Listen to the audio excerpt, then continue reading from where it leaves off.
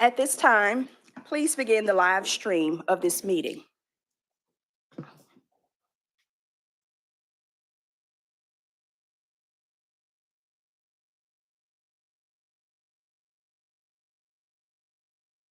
The board meeting of the North Carolina Board of Nursing will now convene. We have a quorum for this meeting. This is an official meeting of the Board of Nursing being conducted in accordance with North Carolina's Open Meetings Law under Article 33C, Chapter 143 of the North Carolina General Statutes. The board recognizes the public's right to attend and observe this meeting. As such, this meeting is being streamed on the board's YouTube channel as well as being recorded. The board's mission, vision, and values drive our work as a board and serve as a reminder to us as we carry out our business. The mission of the board is to protect the public by regulating the practice of nursing. Our vision is exemplary nursing care for all. In pursuit of our mission and vision, we focus on three core values: equity. We are committed to fairness and justice. Integrity. We act in good faith in protecting the public, and agility. We are responsive to emerging healthcare trends. In accordance with the State Ethics Act and the Code of Conduct for members of the North Carolina Board of Nursing, it is the duty of every member to avoid both conflicts of interest and appearances of conflict. Does any member have any known conflict of interest or appearance of conflict with respect to any matters coming before the board today? If so, please identify the conflict or appearance of conflict and refrain from any undue participation in the particular matter involved. Seeing none, welcome back, all board members. It is so great to see you again. Also, welcome to our guests who are observing today in the office, in the audience, and via YouTube. Are there any other announcements at this time? Seeing none, are there any additions, modifications, or reordering requested at this time? Seeing none, moving to M5, adoption of the consent agenda. Do I have a motion regarding adoption of the consent agenda? Madam Chair. A motion, oh, go ahead. No, I move we accept the consent agenda as written. Thank you. Diane Layden has moved to accept the consent agenda, and it has been seconded by Dr. Amy Steele. I will now call for a vote. All in favor by show of hands. The consent agenda is adopted. Thank you. Moving to adoption of the meeting agenda, item M6. Do I have a motion regarding adoption of the meeting agenda? Thank you. It has been, Dr. Steele has moved to adopt the meeting agenda. Do I have a second? It has been seconded by Dr. Kistler. I will now call for a vote. All in favor by show of hands. Unanimous vote. The meeting agenda has been adopted. We are now at the open comment period portion of our agenda. The purpose of the open comment period is to provide members of the public an opportunity to communicate concerns, opinions, suggestions regarding issues that impact nursing and nursing regulation. Do we have anyone who has? Thank you. At this time, we have no request to speak during the open comment period. Therefore, we will move to the next item on our agenda. At this time, moving to Governance and Finance Committee, I recognize Tom Minowitz and ask that Gail Bellamy, our staff liaison, also come to the table. Thank you. Thank you, Madam Chair. Good morning, everybody. First of all, I'd like to recognize the members of the Governance and Finance Committee for 2025, which include Dr. Raquel Ingram, Arlene Imes, Dr. Amy Steele, Dr. LaDonna Thomas, and me as the chair of the committee. I'd like to recognize the committee liaisons as well, which is Angela Ellis and Gail Bellamy. As you guys can see with us this morning, we have two beautiful people from Wells Fargo Advisors. I'd like to recognize Wes and Jessica. And Jessica is making Eagle Park beautiful rather than West. I saw you look at her for that. It was a stretch with two. We knew who you were talking with. You didn't have to say that.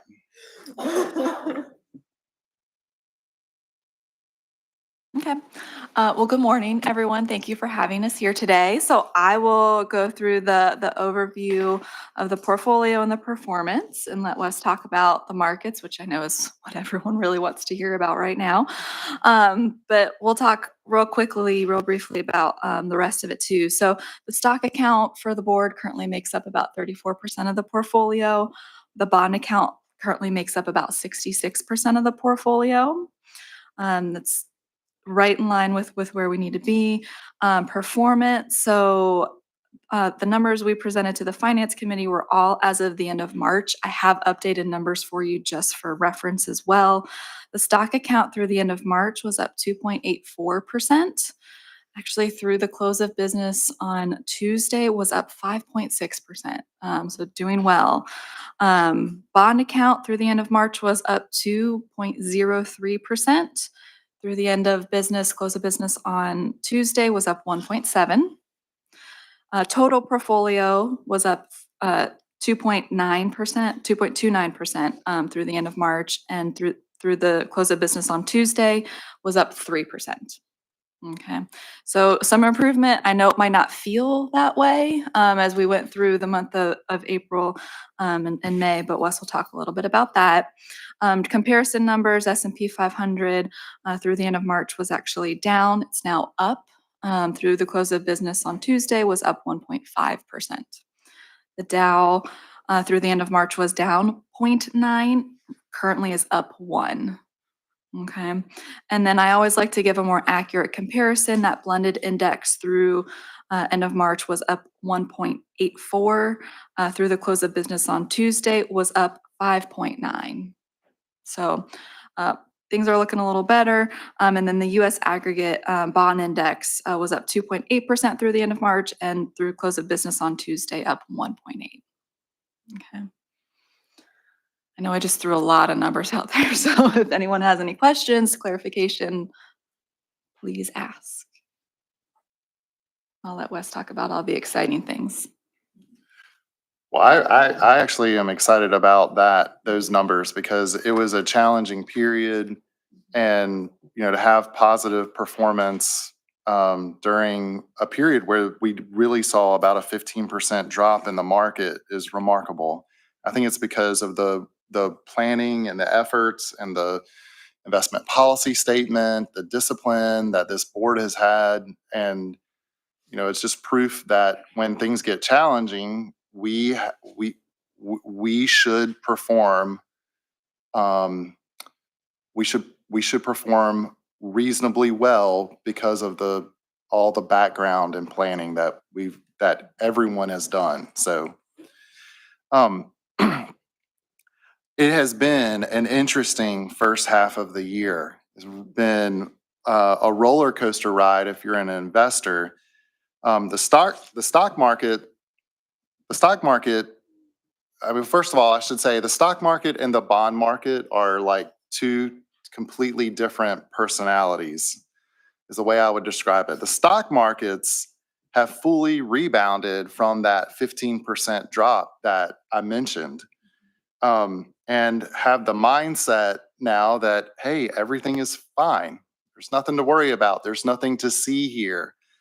The bond market is a personality that I can relate more to in my 27 years. And there are some things that cause us concern, and there are things to worry about. And we know this because the yields for the U.S.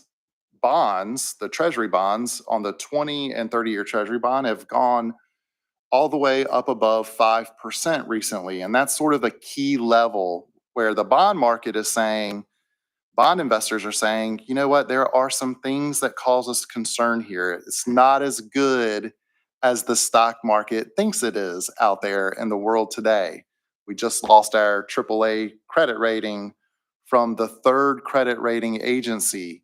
So now the US is no longer AAA rated by any credit rating agency. We're AA rated. So, there are some concerns out there with the tariffs and and just everything kind of in the news geopolitically. So I liken that to, have you ever been walking by yourself and all of a sudden you tripped over apparently nothing?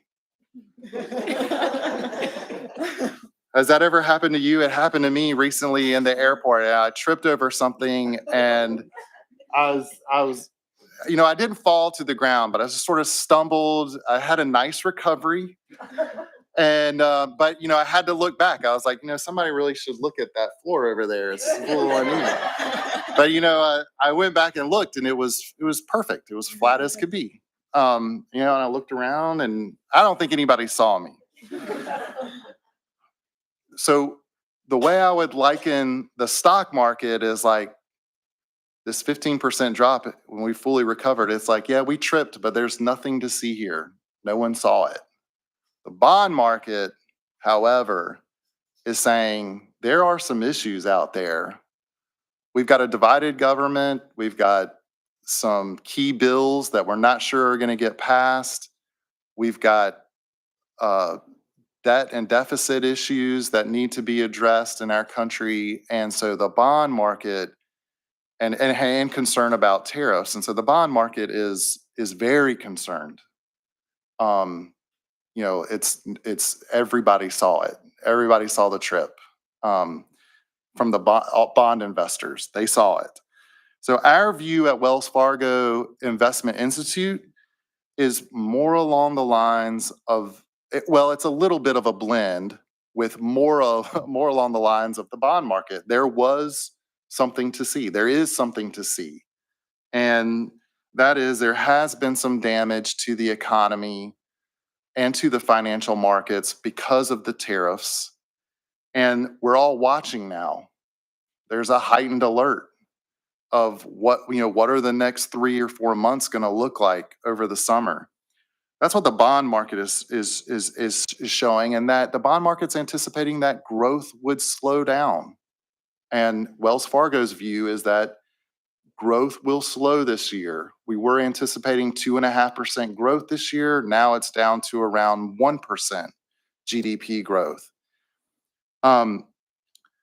But Wells thinks that we are going to avoid a recession ultimately. And the reason why is because of the tax bill that we expect will get done later this year. And that's what is in the news today, the big, beautiful bill that you hear talked about. That is in focus and will continue to be. And we don't know what is going to happen with that exactly, but we expect it to come at some point later this summer or in the second half of the year. And we expect that bill would extend the tax cuts of 2017, and the market will be relieved if we get extended tax cuts. Whether you agree with tax cuts or not, we all have our different views on that.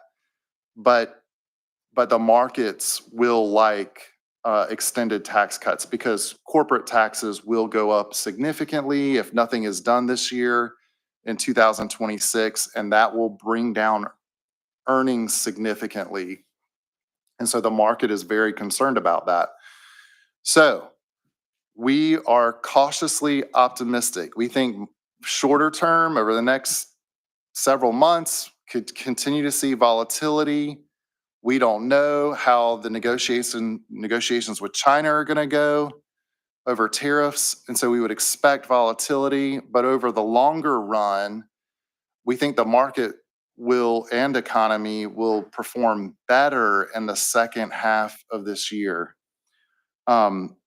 because we think ultimately we will get a bill that extends the tax cuts. I was reminded this morning by my longtime mentor, Joe Bryan. I don't know if any of y'all remember Joe Bryan. He was my predecessor. And Joe Bryan reminded me, and one thing he would always say is to take the the long view. Let's take the long view. And if some of y'all who've been around will remember Joe saying, take the long view, take the long view. And he reminded me that when he first started as a financial advisor in the 80s, the stock market, the Dow Jones Industrial Average was at 800. Today, it's over 40,000. So yes, we've got a lot to worry about this summer, but if we all take the long view, then maybe we can have some fun and enjoy the warm weather, and we'll get through this. And, you know, we've got a plan in place. We're diversified and we're balanced, and we'll take the long view. So I'll pause there and see if you have any questions.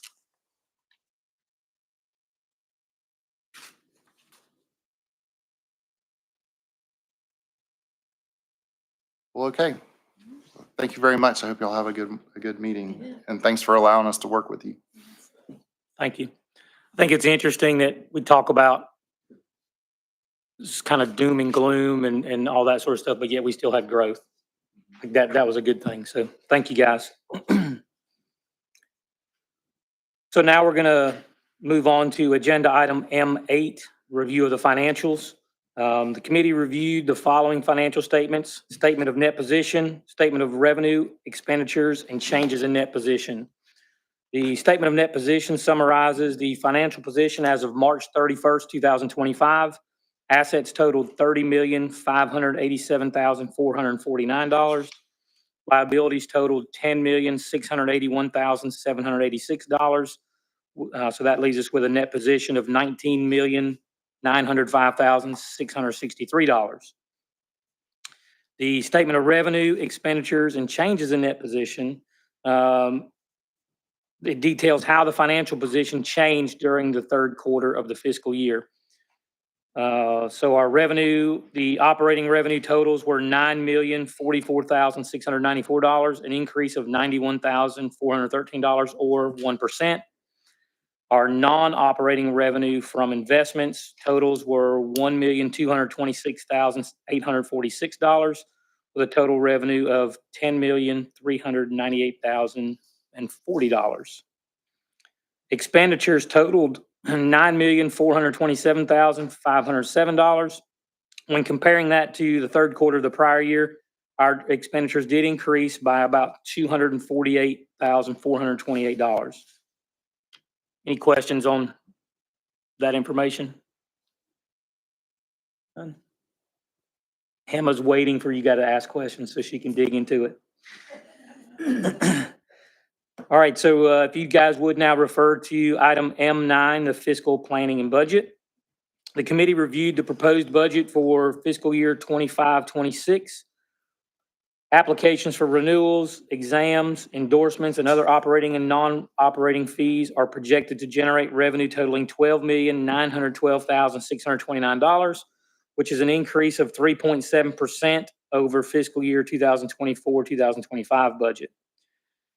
Expenditures are projected to exceed revenue by $248,457, which will be expended from operating reserve if necessary.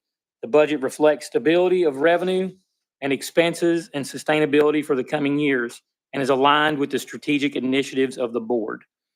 The committee also reviewed the 5-year forecast using current data as a basis.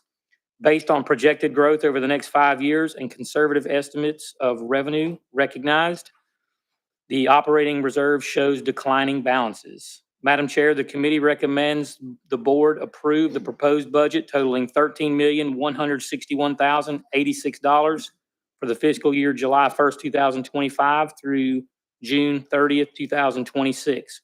Further, the board approved $248,457 to be expended from the operating reserve if necessary to cover operational expenditures. Thank you, Mr. Minowitz. So you all have heard the recommendation. Is there any further discussion? Yes, Dr. Steele. One question, where can we find the balance of the reserve? I just forgot where that's located.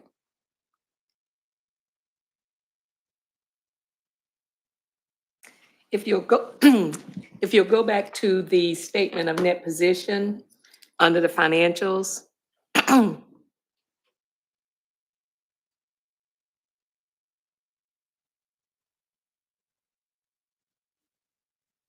And when you look at the bottom of that report, where you see investment in capital board designated. So the total of the last three, and I'll give you that number.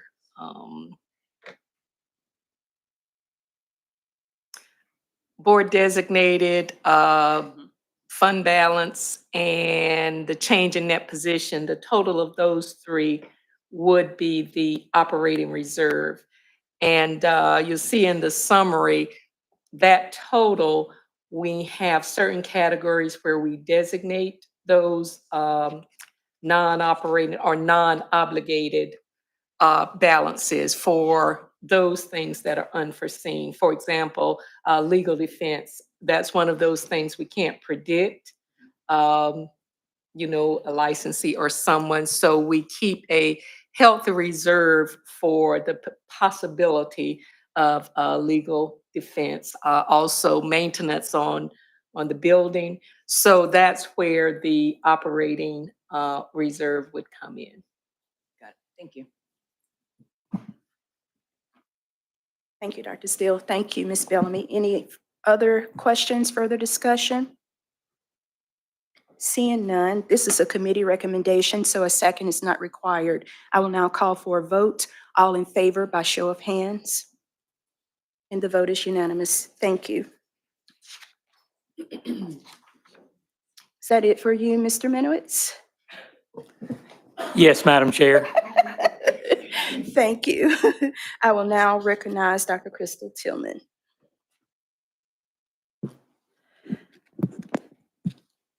Thank you, excuse me. Thank you, Madam Chair. And we'll get started on the update. So I once again want to reiterate our mission is to protect the public by regulating the practice of nursing. So thank you to all the board members for the time that you give to NCBON to help protect the public. And I know you all had a long day yesterday. I think the board meeting will be much shorter today, so give you back a little bit of that time. But again, thank you for all you do. So let's start off looking at education. This slide always makes me happy to show because, as you can see, North Carolina, we are always above the national pass rate. So that's a great thing, and kudos to the education team.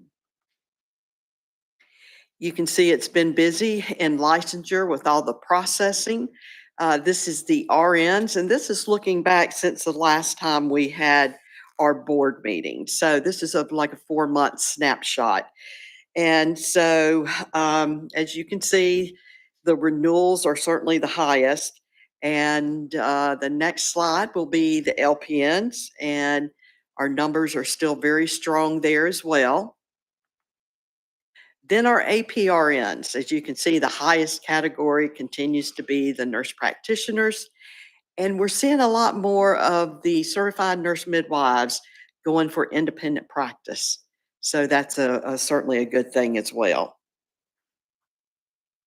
But by far the NP growth certainly is the strong point.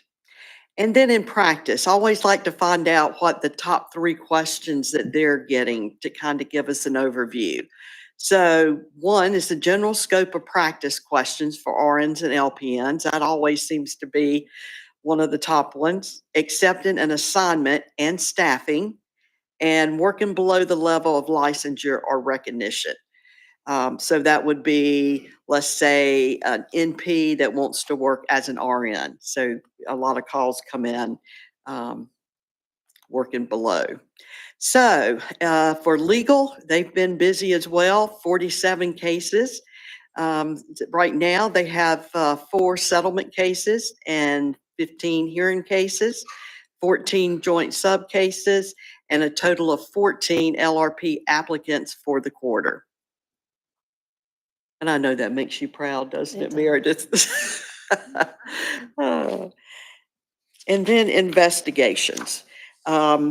This highlights the cycle time in days for the listed violations.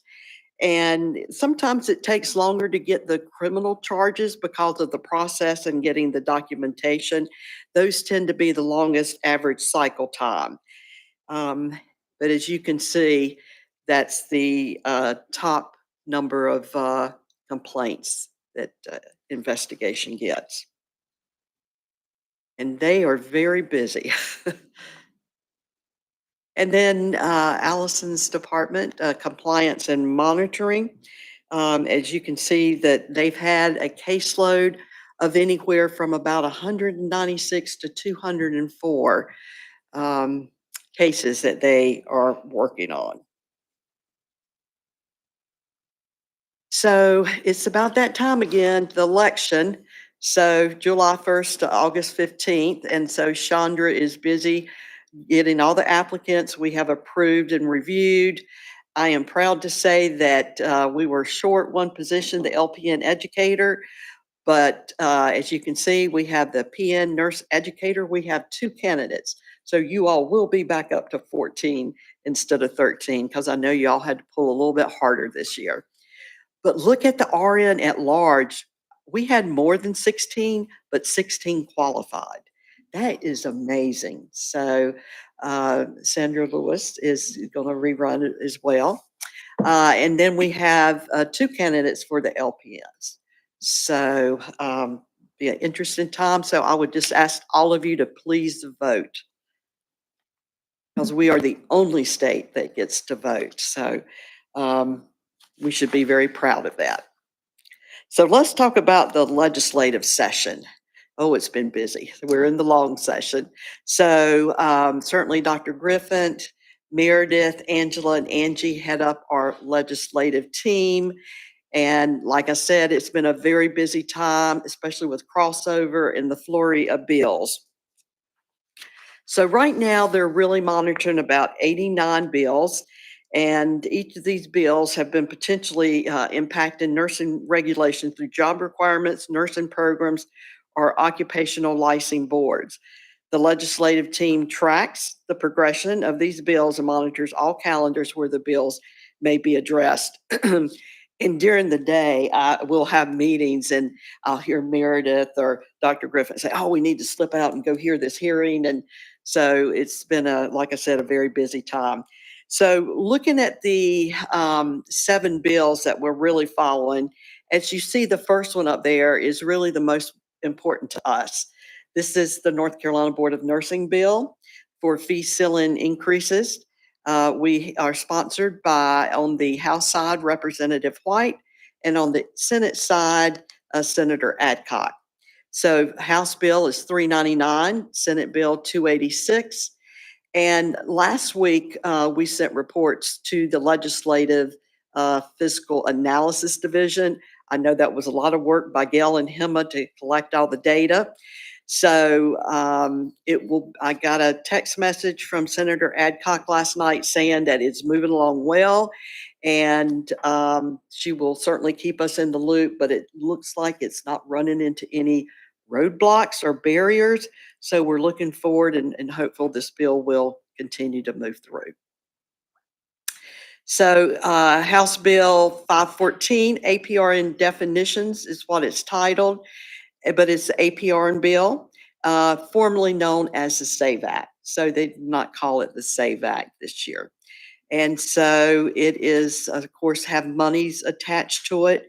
So it certainly made crossover as well as our bill. Senate Bill 345, this is a PA-based bill, and it includes legislation to bring the regulation of NPs and certified nurse midwives under the authority of the NCBON. Now, this is very exciting because that means that we would no longer be joint regulated by the medical board. And so it would also bring the CNMs under our umbrella as well. So we certainly hope that this bill moves forward, and it's been going at lightning speed. So we're very hopeful. It does not give nurse practitioners full independent practice. but it does not tie us to the medical board. Then House Bill 1001, that's reports related to the sexual assault exams, and this assists the Board of Nursing in gathering data on SANE nurses. That one's moving forward as well. House Bill 746, this is the limited immunity for nurses. And I will tell you, we've had multiple conversations with the bill sponsors. Sometimes something seems like a good thing for nurses, but sometimes you don't realize the impact on the other side. So we're closely watching this bill as well. And then our HB 47, Session Law 25-2, the law extends the state of emergency for those identified counties impacted by Hurricane Helene to June 30th, 2025. Waivers for RNs, LPNs, NPs, and CNMs were updated and posted to the board's website. And with these continued waivers, the Board of Nursing has not seen an increase in complaints. This is really important, and this is data we want to track because we want to show that nurse practitioners and CNMs are out there working in the western part of the state.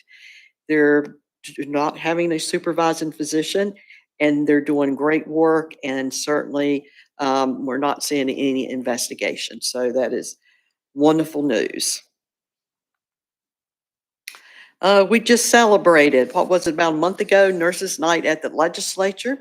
And as you can see, we had a good group with us. Let's see, there is Arlene Imes and Andrea Jepson and Dr. Shaw and some staff as well. And just celebrated Nurses Week, and we received from Governor Stein, the state of North Carolina, letter of recommendation. Kind of wanted to bring you up on where we are with the LPN programs in high schools. So right now, the approved program is Gaston College, and they are the only ones right now with an established program.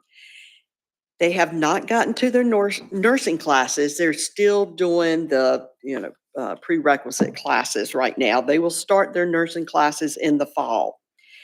In this first cohort, they're going to have about 5 to 10 students, which I think is great. They are also recruiting from 4 different local high schools, and they're working very closely with their clinical partner, Atrium. And so I think this is going to be a big win for the state, and certainly appreciate Gaston College and Atrium taking the lead to make this happen. Something new we have here at the board, if you noticed, we have a board out in the lobby area as you walk in. And the reason why we wanted to put this here is because a lot of people, when they come, students and all, want to do selfies. So instead of coming up here, we now have a place that they can come and snap a selfie of themselves and have the NCBON logo. And Tony, Sarah, and I, we were discussing yesterday, do we want the couch here? No, but yes, we decided to leave it there. So when we have students, some can stand, some can sit. When we have board members, maybe we'll get a selfie of everyone today so that we can post. But there used to be a TV there, but I think this is a much better use of the space now. And the bulletin. Bulletin comes out 3 times a year. And I hope you all read it. There's just a wealth of information in there. And I tell you, we have a team here that does it in-house, just like we do our photography, our portraits, and we just have so much talent here. So I just wanted to recognize the people who actually put the bulletin together. Dr. Griffin, she heads up the communication team.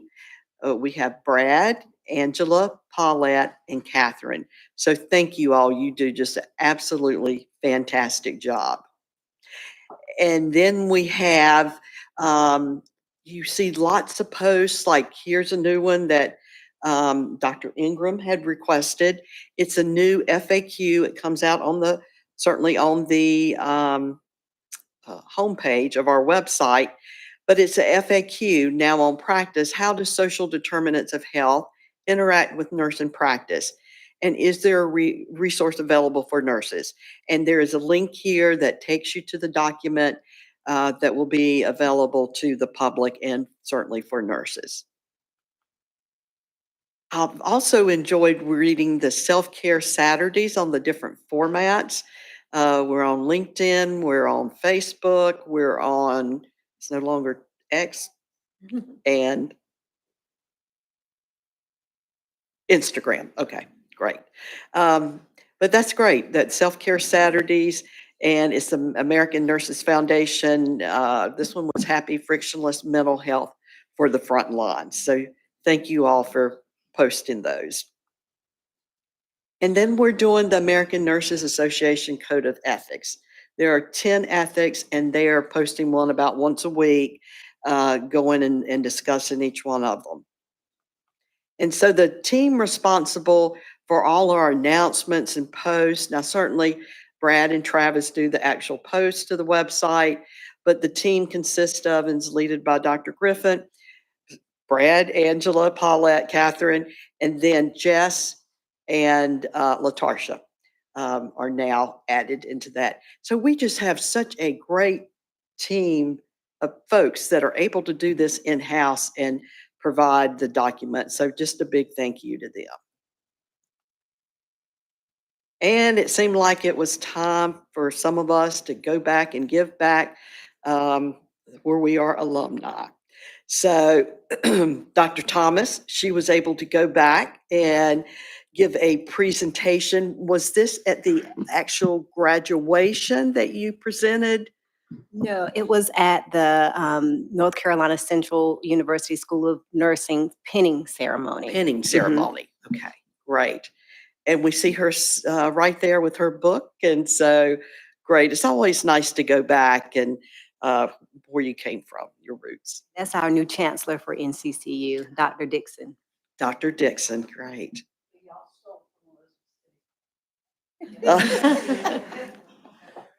It's a small world and people are connected, aren't we? Yeah. And it was really exciting because Senator Adcock was supposed to speak at the 40th anniversary for UNC Wilmington. Well, as it turns out, the best person to do this, because Senator Adcock had to cancel like within 24 hours, the absolute best person to do this was Angie Mathis, because that's where she graduated. And so it was such an honor that she got to go and see some of her old faculty. And so, yes, that was, I know, a lot of fun for you, Angie, reminiscent. And then I had the pleasure of, with Dr. Thomas, we went to the leadership class at Duke University, my old stomping grounds. And so when you look at this photo, it's like, okay, either Dr. Grant, Dr. Derone are really tall, or Dr. Thomas and I are very short. Well, I will tell you, they are very tall. And so great day, and it was so wonderful to spend time with the graduates, and so we certainly enjoyed that as well. And let's see, right before mid-year meeting, we had the Nurse Licensure Compact. That was wonderful. It was open to board members and to all staff. And we had Jim Puente, who's director of NLC Nurse Licensure Compact, and Fred Knight, former attorney at Arkansas Board of Nursing.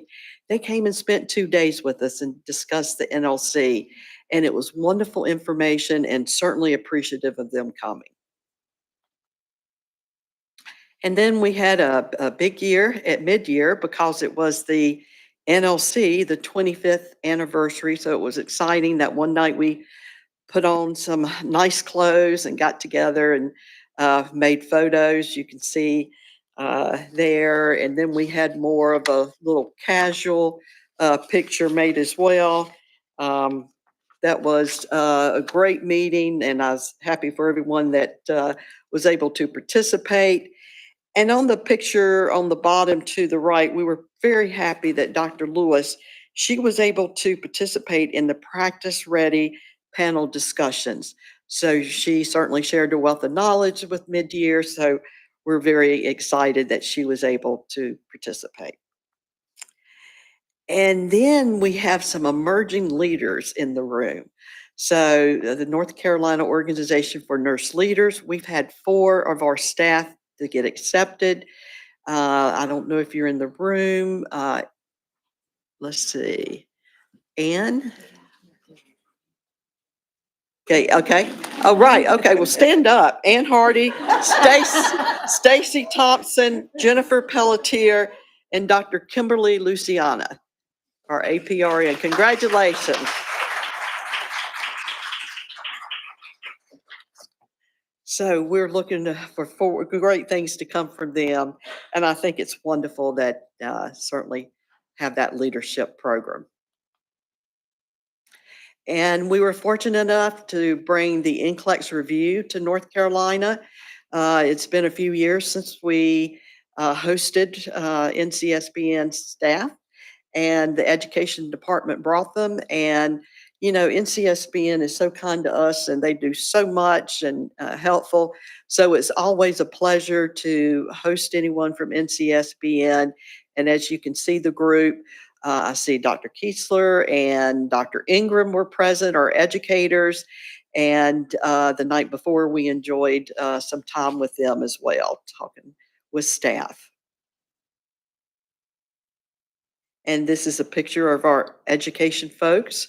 I love that picture. I also love the bags that you have. I see Carolina blue and Duke blue tissue in there, and then a white. So yes, it was very nice, and look forward to more of that. I think maybe having it every other year might be something that possibly faculty would like to have.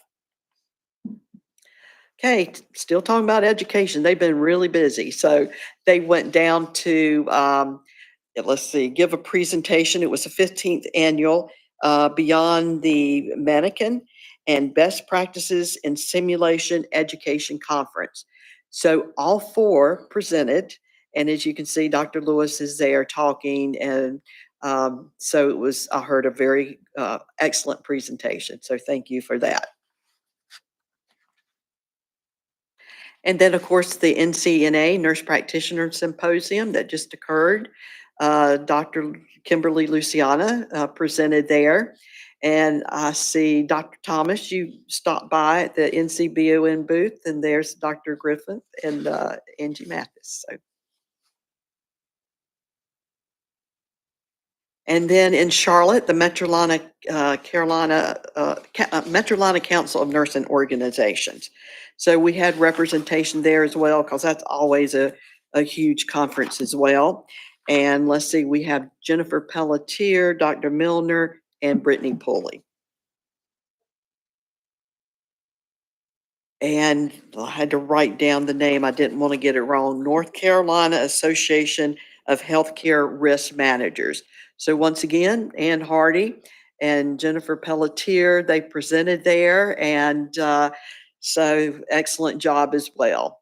So I love how our staff are getting around the state, they're presenting, they're getting out there at different conferences to be seen. And now this rowdy group, they just got back, and I'm so glad that they made it back from Vegas. Yes, what happens in Vegas. So they attended the National Organization of Alternative Programs. So it looked like you all had a great time. And now I'm going to pass it on over to the strategic plan for Dr. Griffin, Angela, and Angie to talk to us about.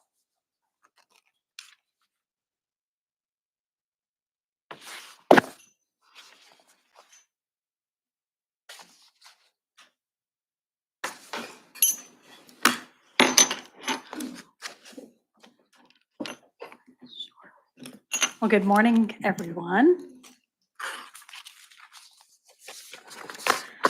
All right. So thank you for the opportunity to present an update on the strategic plan. The packet is in your agenda item M11 if you want to follow along. Everything in this slide will be in that section of your packet. I am Sarah Griffith, the Chief Nursing Officer. I have Angie Mathis here, who is the Director of Investigations, and Angela Ellis, who is the Chief Administrative Officer for the board. All right, let me get organized here. All right, as the champions for the strategic plan, Angie, Angela, and I are responsible for reviewing updates, facilitating thinking about the organization's future needs, and preparing reports for Dr. Tillman and for these board meetings. The strategic plan team is responsible for being the leader or the point person for the department or their work area.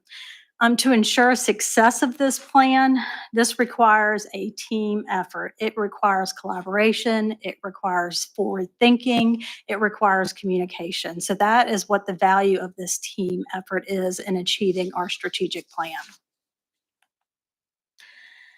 Many of you have been on the board for a few years and have probably heard this update on the strategic plan, but for the individuals that may be listening or for our newer members, I'm going to give you a little bit of history of our strategic planning process.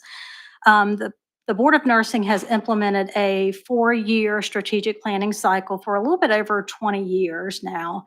The plan is grounded in our mission of public protection, our vision, and our values. You, as board members, determine the initiatives and objectives for the strategic plan, and then board staff work with us to develop the targets that are implemented, and then Dr. Tillman will approve those targets. And those are determined on an annual basis, and that keeps us thinking about what's coming up in nursing, keeps us, again, with that forward thinking. Our next strategic planning cycle will be from 2026 to 2029, and you all will be hearing more information about what's coming with our next cycle soon. So during the January board meeting each year, we provide a detailed list of all the activities for our staff from that previous year. So I'm going to highlight some of the activities since January of this year. Our staff are involved in multiple organizations within the state and nationally as well. And those interactions, involvement with those other organizations are based on our mission, vision, and values. This allows our staff to engage and learn and share information from a Board of Nursing perspective. So some of those highlights are we have completed 15 presentations thus far this year. We have staff and we also have board members that are participating in the International Center for Regulatory Scholarship, or the ICRS program with National Council of State Boards of Nursing. We have individuals serving on committees with the National Council of State Boards of Nursing. We have Tony Graham, I believe he's in the audience here, who serves on the board of directors. We have 4 staff members that are on the NCLEX Item Review Subcommittee, and that's Dr. Terry Ward and Dr. Anne-Marie Milner. And we have Stacy Thompson and Christina Deaver that are also serving on that committee. We have Allison Bailey, who serves on the Nurse Licensure Compact Policy Committee. We have Dr. Tillman, who's the chair of the NCLEX Exam Committee. She's also serving on a 2-year term on the Executive Committee for the Nurse Licensure Compact. And I serve on the Governance and Bylaws Committee, and then Meredith Paris serves on the Model Act and Rules Committee. So all of this involvement allows us to have conversations with other regulators across the country, as well as we bring that information back to our jurisdiction so that we can have conversation about what we may need to do here in North Carolina. Other activities, we have Dr. Kimberly Luisana, who serves on the NP Acute Care Across the Lifespan Work Group, and we have Joyce Winstead, who serves on the Fayetteville State University SANE Advisory Committee. So to get into our strategic initiatives, our first one is enhance public protection through collaborative leadership. The first objective is to ensure fair, efficient, and effective regulatory processes. The first target is to perform positively compared to benchmarks for cycle time and licensure. We have a small licensure department, but they are a very busy and efficient licensure department.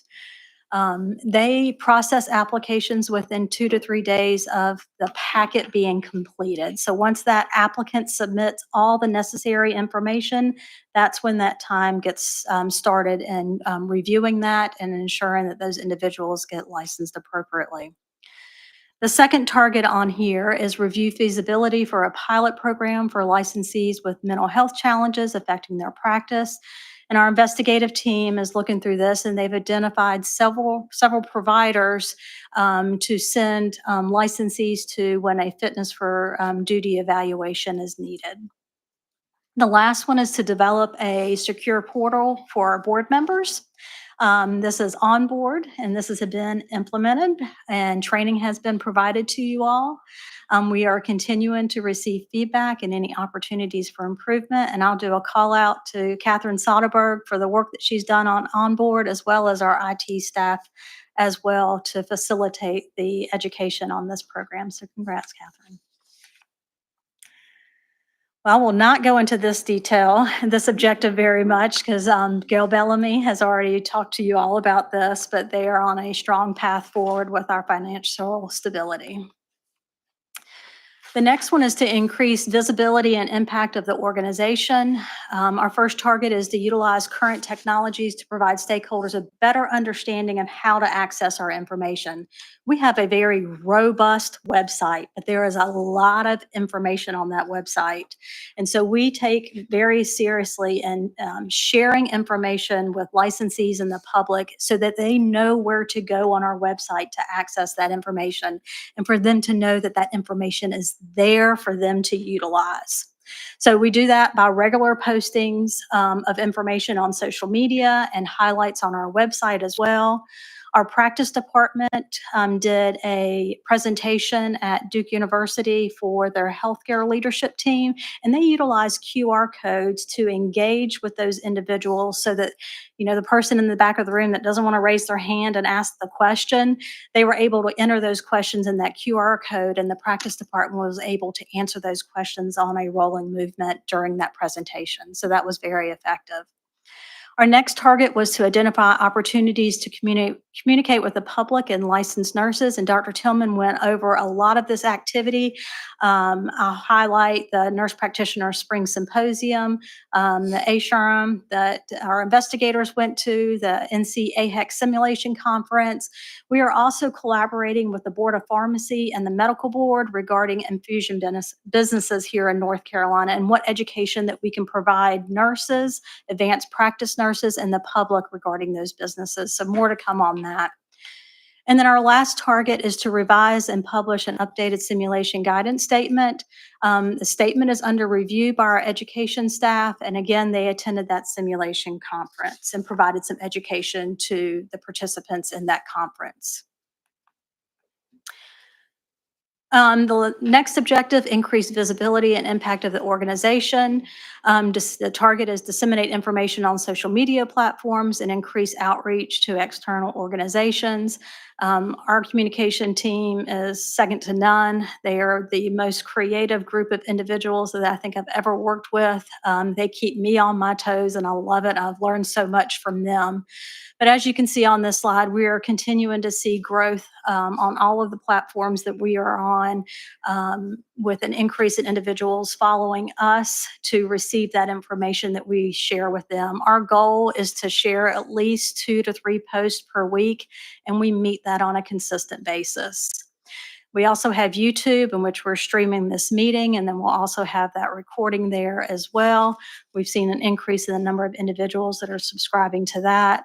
And this live streaming of our board meetings, I think, is impactful so that individuals can go back and review these meetings so they can understand what the Board of Nursing does. Our last target there is to provide education to nursing students, and we continue to provide these on a frequent basis to pre-licensure nursing education students, as well as APRN programs. And some of the schools that we've been to recently, Brunswick Community College, University of North Carolina at Wilmington, East Carolina University, and the University of North Carolina at Chapel Hill.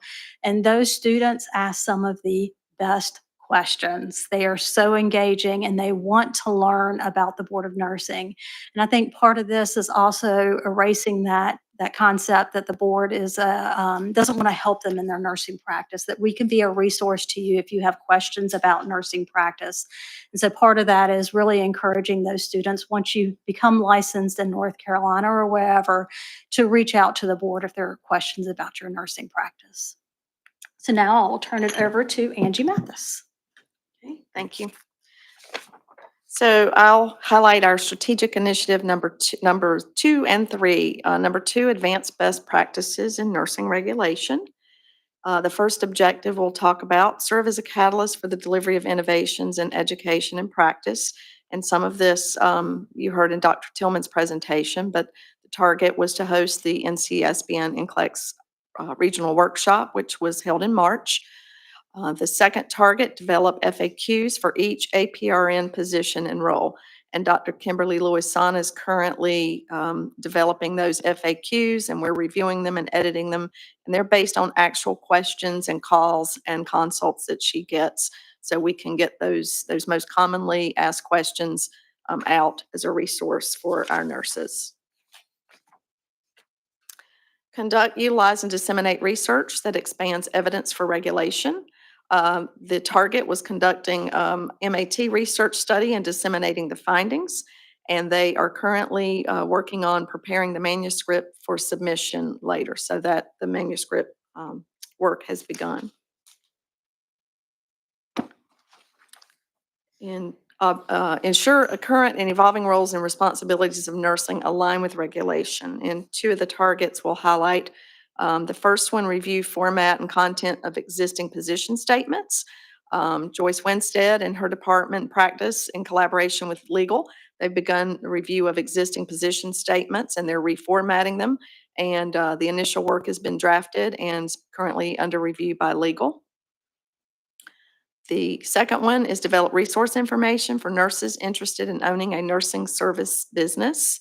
And we are planning resource information practice in collaboration with licensure to ensure that we are disseminating consistent information for nurses who are interested in applying to have a PLLC to own a nurse-owned business.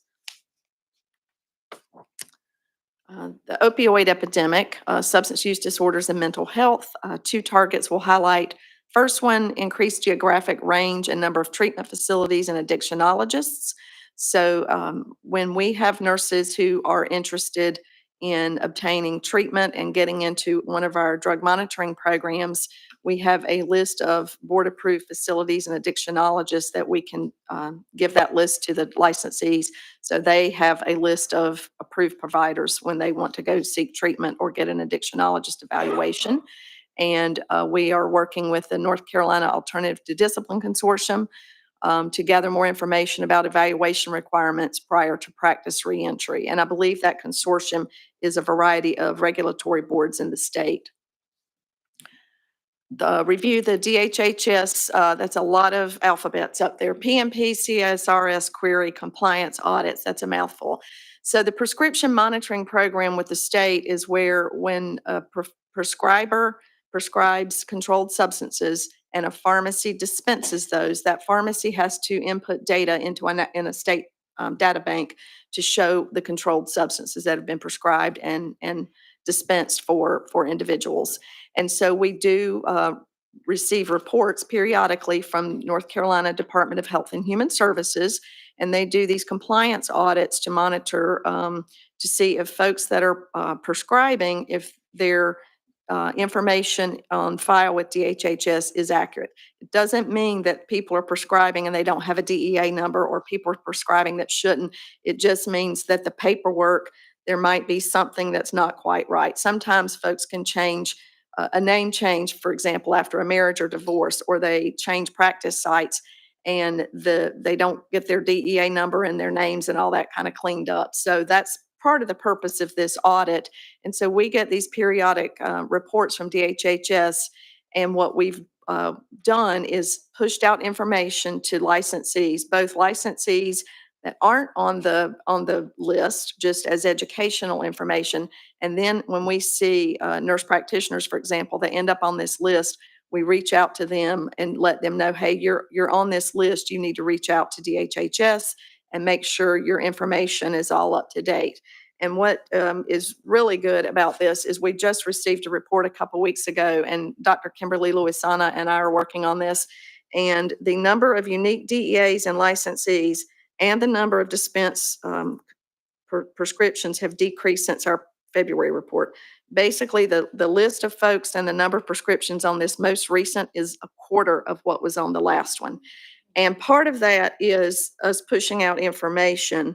And also, we've worked really closely with the folks at DHHS to get this data cleaner, because we were getting folks reported on our list, maybe a physician's assistant, and that's not someone that we have jurisdiction over. So the data's cleaner, but we're also pushing out information to make sure that folks know to update their information with DHHS. Our strategic initiative number 3. Let's see, okay. Our objective: promote a diverse organizational environment that fosters creativity, innovation, and outstanding leadership. And some of this, again, you've heard earlier in today's meeting. Target: encourage professional development, leadership preparedness, and succession planning. As Dr. Griffith said, we have multiple staff enrolled in ICRS courses with NCSBN. We had multiple staff attend the Discipline Case Management Conference. The mid-year and annual delegate assembly will be attending.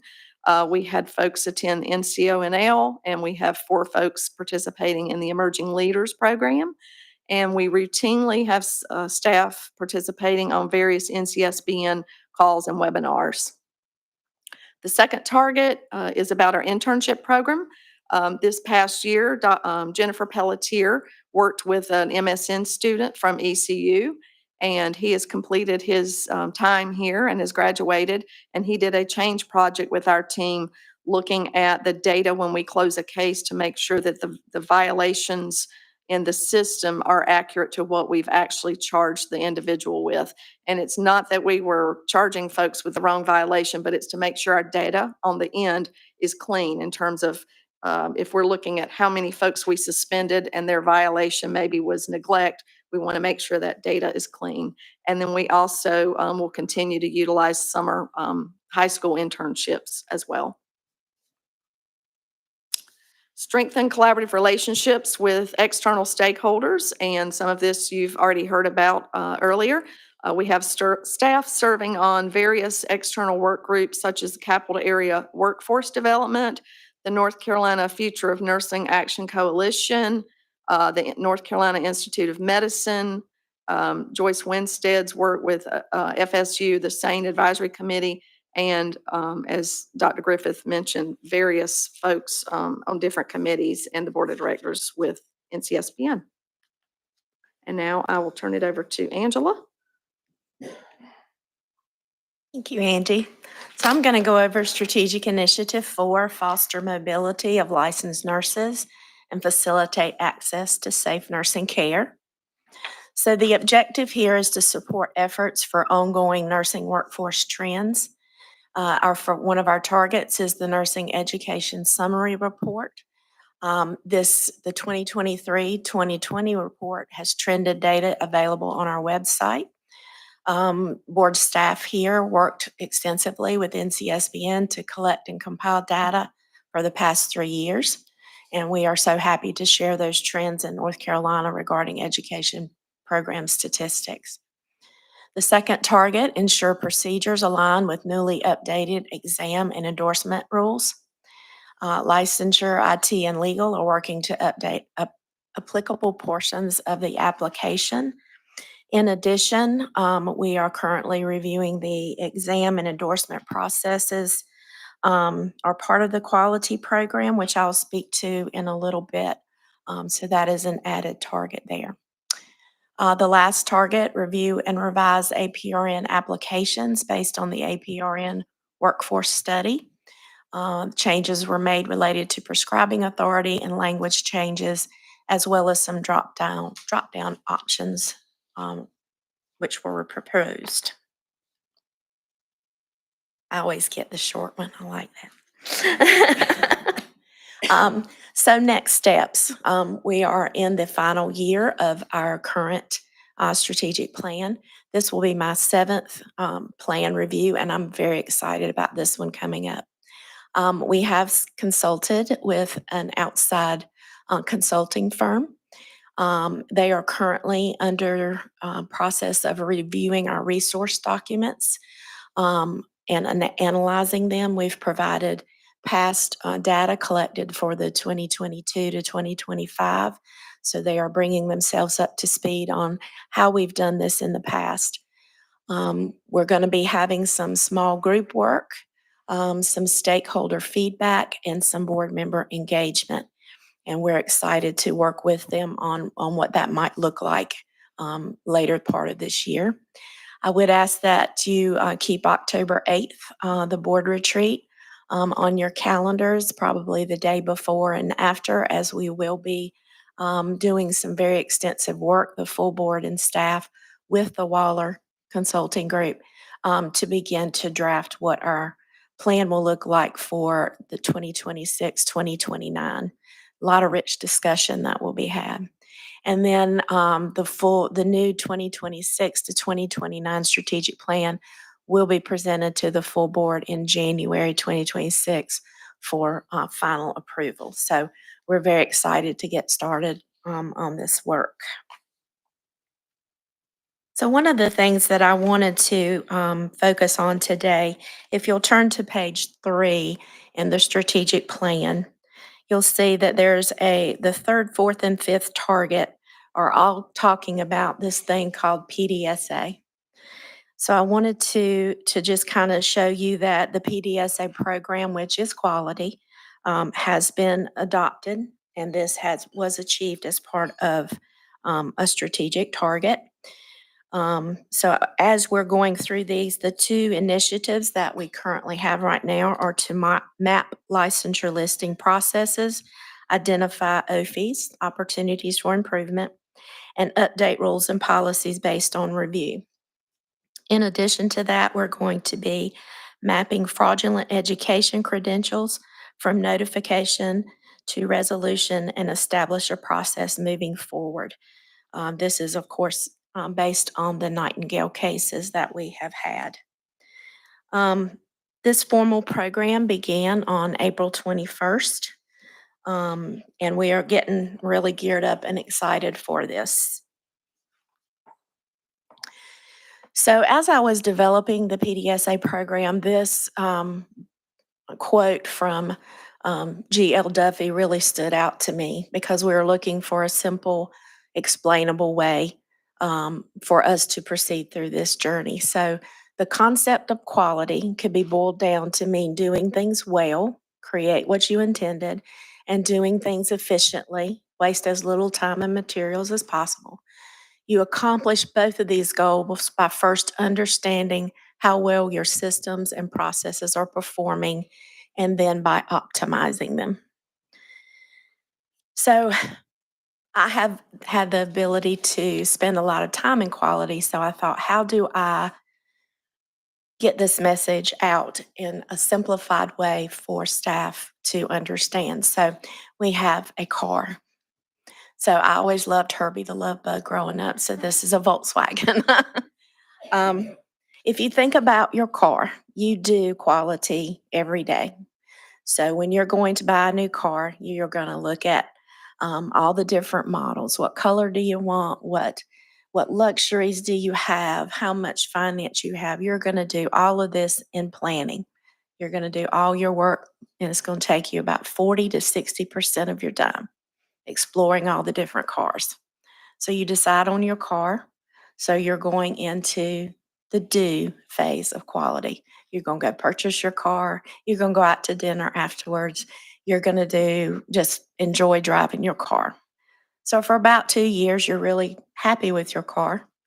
And then let's say, you're studying some other things. Let's say some legislation come out in the future that everyone has to drive with a jetpack, let's say. I know these are silly examples. So you start looking at your car. Well, mine doesn't reach that.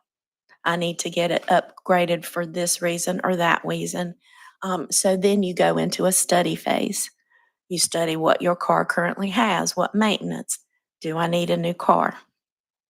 After you've done your study, you've got all your data regarding the cars, you're then going to move into the act phase. So you're going to upgrade your car. You're going to get a new car, and really the cycle starts all over again. So if you can relate quality to a car, you are actually every day doing quality in your everyday life. So I have a great team, and we will have a lot of staff involved in this process. I want to give kudos to Brad, who developed our logo. You'll see PDSA, which stands for Plan, Do, Study, Act.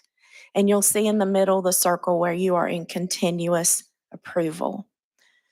So our program team is led by me, and Brad Gibson is on the team for IT liaison and mapping anything that comes out that might affect our technology, Doris, anything like that. He's going to be the key leader for getting that information back to staff. And then Chandra Graves, who is doing the administration and will also be helping with Meredith and I with laws, rules, policies, procedures. So this is a big undertaking, and I'm so glad to have a huge team.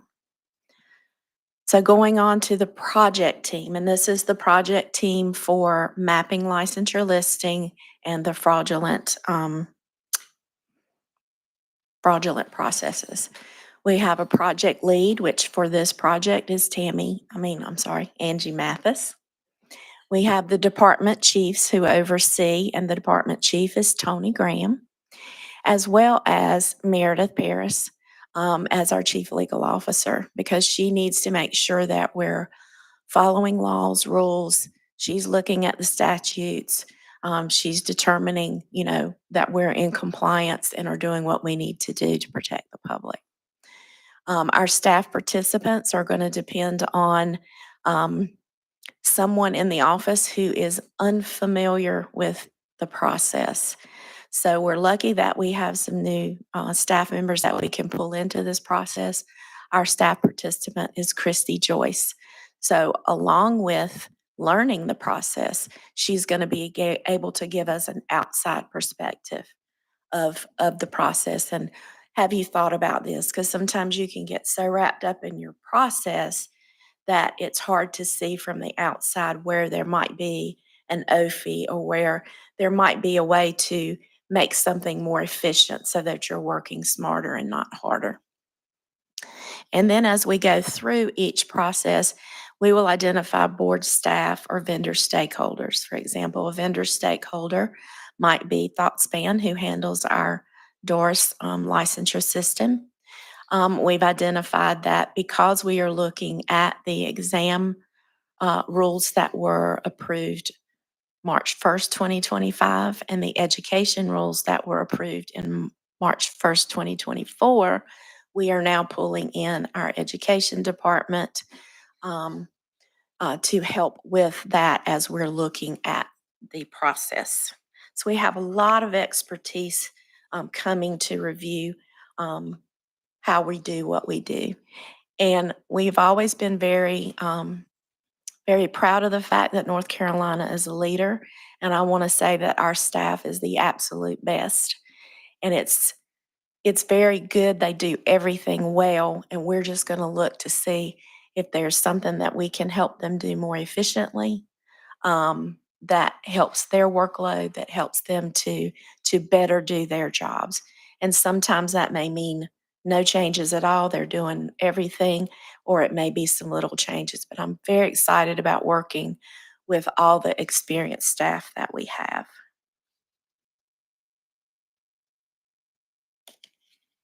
So the PDSA program goal, and this is a long year, several year process, is that each department will participate in the PDSA program until we've reviewed all the Board of Nursing processes. They're complete, and we're going to develop the full department manuals. So this is a hefty undertaking, so you'll be hearing more about this as we move along the way. Currently, we are looking at, as I said, education and examination or going through the PDSA program. So of course, our vision, by the time this is complete, which if you think of quality is never complete because you're always going through the cycle. The department manuals will include process mappings, laws and rules that are, that apply to that department, policies and procedures. Are there any new policies we need to implement? Are there procedures that we need to document? Protocols, you've heard this from legal, so if those are applicable, will be in there, as well as disaster plans. So our intention is that as many of us retire or move on, that the next generation at the Board of Nursing will have a roadmap to know how we do our business, how we protect the public, and how we do it efficiently. And then they will have their opportunity to put their mark on things. So once we finish with this, then we will go back and on an annual basis, the department chiefs will review to see, has there been any legislation, any new laws or rules? Is there anything that we need to change based on maybe what the board has directed staff to do? So we're very excited about this quality journey and working together to further improve, if possible, how we do business. So if you have any questions about the PDSA program, I'm happy to answer any.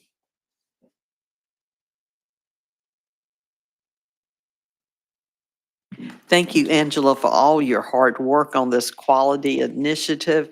And as you can tell, she's very passionate about the quality PTSA. So thank you again.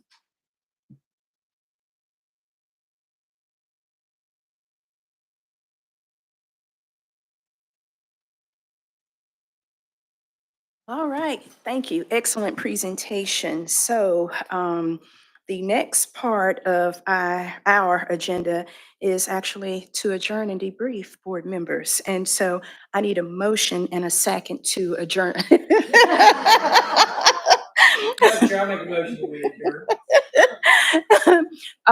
Meeting adjournment has been moved by Tom Minowitz. Is there a second?